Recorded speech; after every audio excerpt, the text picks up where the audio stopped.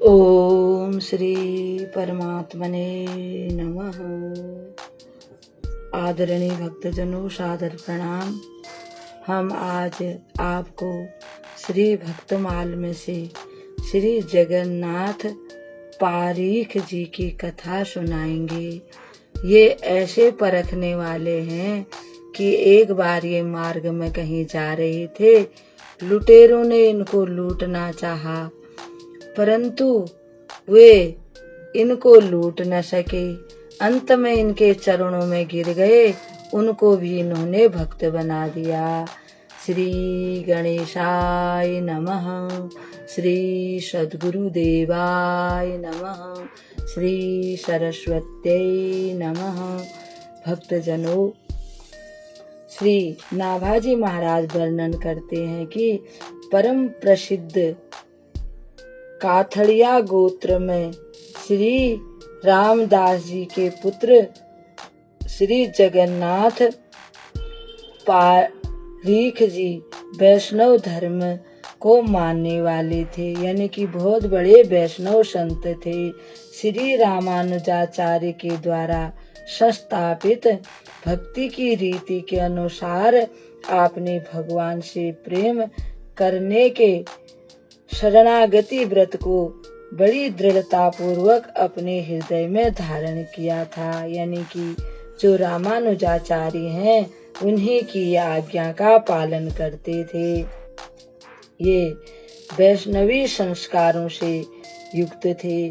नीर शीर विवेकी हंस की तरह समान रूप से व्याप्त भगवत तत्व को आपने अपनी बुद्धि में धारण किया था।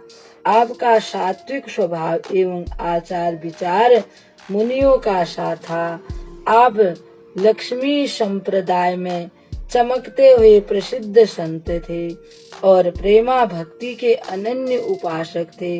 गुरुदेव श्री पुरुषोत्तमाचार्य जी की कृपा से आपने स्थूल शरीर पर राज पुरोहित होने के कारण राजा के साथ युद्ध में लोहे का कवच और पुरोहिती छोड़कर भाव शरीर पर भगवान की भक्ति का कवच धारण किया। इस प्रकार आपके दोनों शरीर सदा सुरक्षित रहे। अतः वैष्णव धर्म की सभी मर्यादाओं का पालन करने में आप समर्थ हुए। श्री नाभाजी महाराज वर्णन करते हैं कि श्री जगन्नाथ पारीख जी काथड़ा गोत्री ब्राह्मण थे। इनके पिता का नाम श्री रामदास था।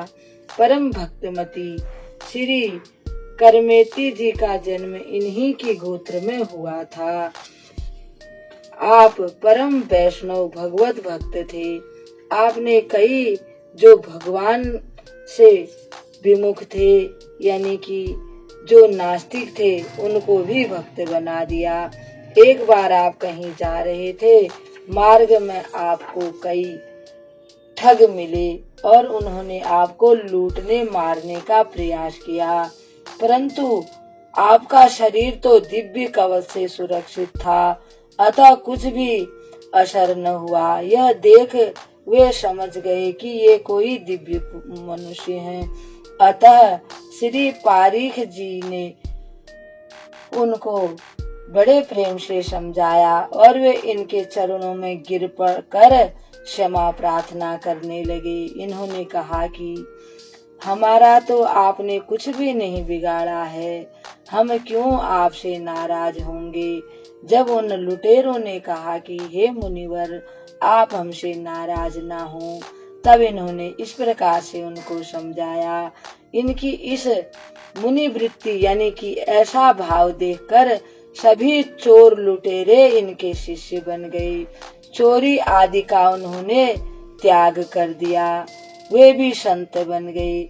इस प्रकार पारीख जी कुपात्रों को भी सुपात्र बनाने वाले थे। भक्तजनों, ऐसे संत के चरणों में प्रणाम कर हम इस कथा को यहीं विराम देते हैं। कल एक और भक्त की कथा के साथ आपके सामने उपस्थित होंगे। तब तक के लिए हम आपको प्रणाम करते हैं। ओम श्री परमात्मने नमः।